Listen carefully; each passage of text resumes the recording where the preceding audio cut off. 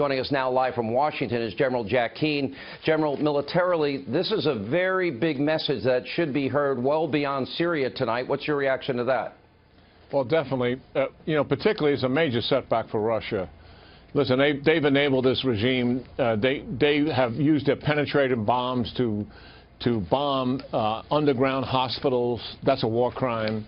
They have largely conducted airstrikes against the Syrian people themselves, just like the Assad regime has been doing. And the fact of the matter is that they vetoed 7 UN resolutions where the UN has tried to assign accountability to the Assad regime for this kind of criminal behavior. Setback for Putin here, for sure.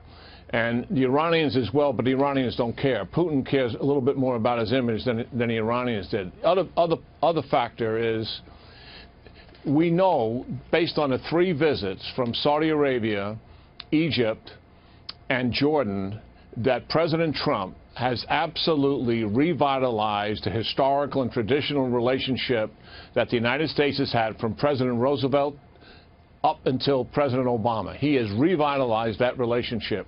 And I'm convinced now that he will get incredible cooperation out of the Sunni Arabs. The other thing, he sent a loud message to the Iranians in the first month of his administration that I am not going to tolerate your trampling on the interests of the Middle East and taking advantage of using your proxies to do that, and also developing ballistic missiles. I'm going to stand in your way from accomplishing that.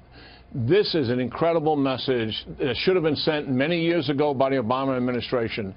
Crossing the chemical red line in 2013 was not just about dealing with retribution for a heinous act. It was taking advantage, Sean, of the opportunity to destroy the entire Assad air power, which would have shifted the momentum against the regime and likely would have brought it down. We don't know that for a fact, but it was a likely possibility. General, let's get your thoughts on the world reaction tonight. North Korea is watching tonight. The Iranians are watching tonight. The Russians that, as Rex Tillerson said, have been so ineffective and maybe even complicit earlier today, they are watching tonight. What is the message? How is this going to be received, that America's back after 7 years of war crimes and death and misery and the use of these weapons, that it will no longer be tolerated, that the goal of this is to prevent any further mass casualty of civilians, that will now be non-negotiable with the United States of America? Well, I think the president has been sending some messages since his inauguration, and I think the way the world reads him, it's certainly, there's all the campaign rhetoric, to be sure, and some of it was not predictable in terms of what his actions would be as president. But I think when they look at him, they see a strong, decisive leader who has had success in leadership, and he sort of does what he says. And now we see this act taking place where he said this is a heinous act and I'm not going to tolerate it. I'm going to act on behalf of humankind and do something about it. He's sending a message to the Chinese. He's telling the Chinese that, listen, the North Koreans are trying to weaponize intercontinental ballistic missiles, and the rhetoric is they will use them against my country and my people. Don't push me into a corner where I have to use a military option to deal with them. That would be horrific. That would mean war on the Korean Peninsula.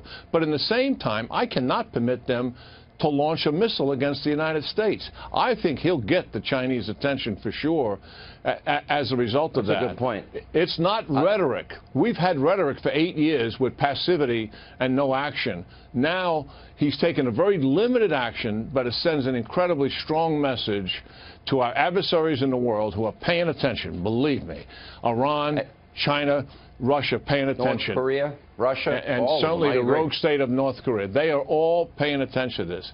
Now, listen, it's not panacea for all of our problems, to be sure. Not one military strike on one evening is going to change the world. But it is going to tell the world that we have a decisive president who is going to act on behalf of U.S. national interest and the interest of our allies when he believes that's at stake. And that is an unequivocally loud, clear message. All right, and thank you, General. We'll get back to you later in the hour. Thanks for